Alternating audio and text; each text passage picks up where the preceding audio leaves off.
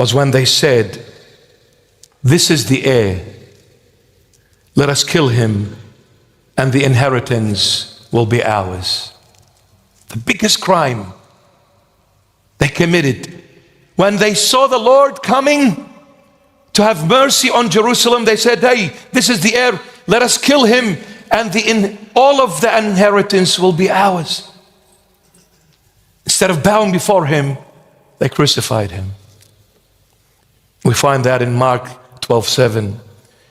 Our beloved, the Lord Jesus, on his first year of ministry, please pay attention more now. The Lord Jesus, on his first year of ministry, entered the temple and said to those who were selling the doves, "Take these things away. Do not make my Father's house a house of merchandise." John 2:16. That was on his first year of ministry. He enters the temple and says, "My Father's house is a house of prayer, but you've turned it into a marketplace, buying and selling." And then on his third and final year of ministry, he enters the temple once again. But this time he says, "My house shall be called a house of prayer, but you have made it a den of thieves." Matthew 21:13. First time, "My Father's house, you've turned it into a merchandise marketplace." Third year, final year of ministry, he enters the temple again and he says, "My house is a house of prayer, but you've turned it into a den of thieves."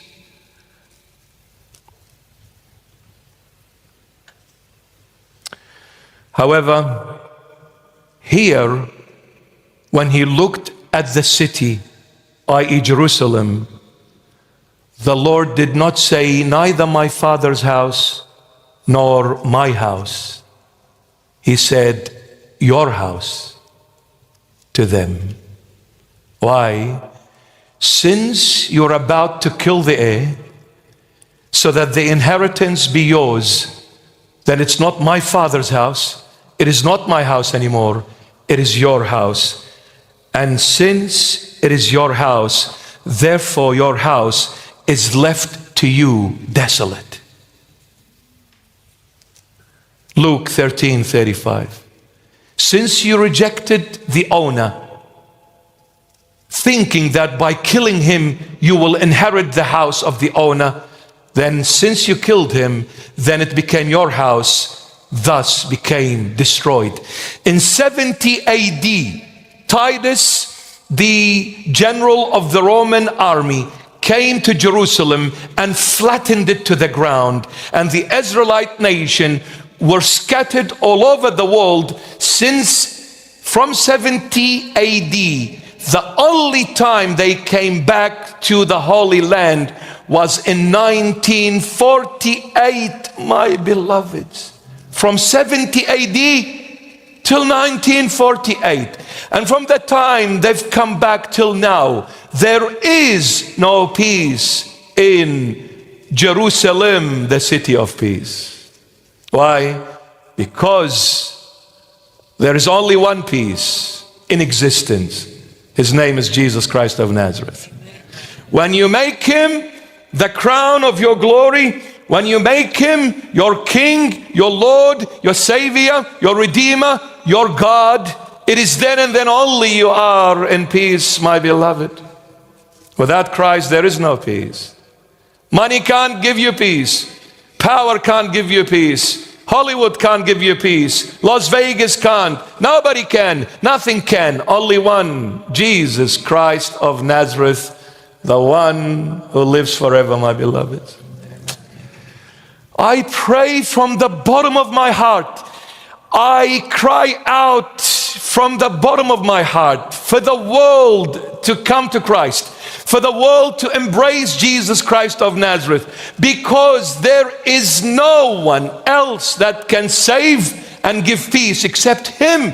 Why? Because he is the only true living God, creator of everyone and everything, visible and invisible, both tangible and spiritual. His name endures forever. He is the risen Messiah, the King of all kings and the Lord of all lords. For he is the I am and the everlasting I am. Amen.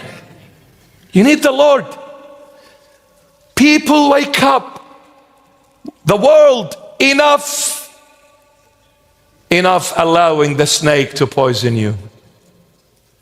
Look at you, world. So sick. So sick. Killing each other, destroying each other, hating each other. The United Nations. If there is a place that is never united, is the United Nations.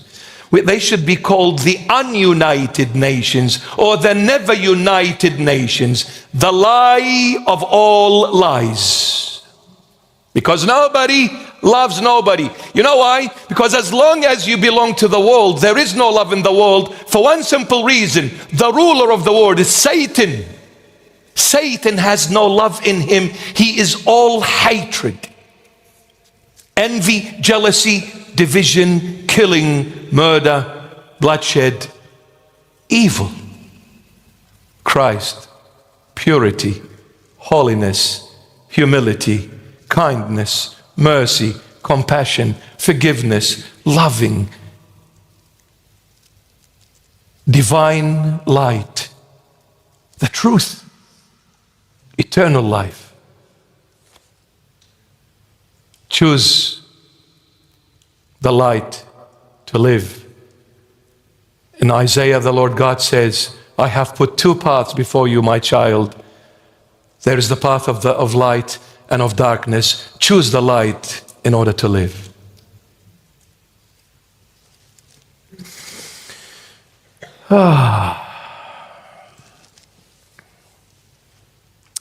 Now, we go back again to Luke 19:42.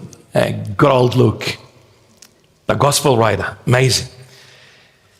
In Luke 19:42, the Lord is saying to Jerusalem, the city, if you had known, even especially in this your day, which is Palm Sunday, the things that make for your peace, but now they are hidden from your eyes. You did not see the Messiah. You were praising the Messiah. Messiah, come and have mercy on us. And the Messiah was already there, but it was hidden from your eyes. What does it mean that they are hidden from your eyes? Because if they had known the one who came sitting on the back of that mule was the Messiah, they wouldn't have crucified him. Because they were praising, Messiah, come and have mercy on us. They didn't know. It was their eyes, it was hidden from their eyes. That's why they crucified him, my beloved. Now, our beloved the Jews will not be held accountable for crucifying Christ, because all of us crucified the Lord. It is our sins that crucified the Lord. And every human being, including the Jews, all of us are the same. We are all sinners. So the Jews will not be held accountable for crucifying Christ, but they will be held accountable for not believing in him after his resurrection. And the Lord Jesus said it while he was hanging on the cross. Father, forgive them, for they do not know what they do. Luke 23:34. All those who did not believe in him after resurrection perished, but all those who crucified him and believed in him after resurrection were saved. Even those who crucified him but believed in him after the resurrection, they were saved. But those who did not believe in him after resurrection, they all perished, my beloved. If the Lord Jesus wept at the tomb, today he is weeping at the city of your heart. Your heart is Jerusalem. It is not the city of Jerusalem in Middle East. Jerusalem in the Middle East, the physical earthly Jerusalem, is symbolic for the heavenly Jerusalem. And God, Jesus Christ, who is all love, where does he wish to live? In your heart, because it is the heart that speaks the language of love, where Satan does not know how to speak it. So that Jerusalem is your heart. He wept at the city of your heart.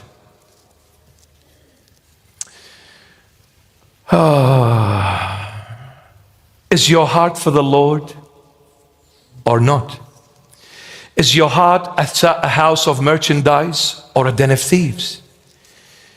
Is your heart a place for quarrel, lust, anger, greed, gossip, pride? What is your heart for? And who is your heart for? The Lord is weeping at your heart when he sees your heart distant from him. When he sees strange things engulfing your heart, dwelling in your heart, where it is the only place God chose to dwell in. Someone else, a total stranger, came and took that heart away from the Lord. He's weeping in order to change your heart once again and bring it back to him.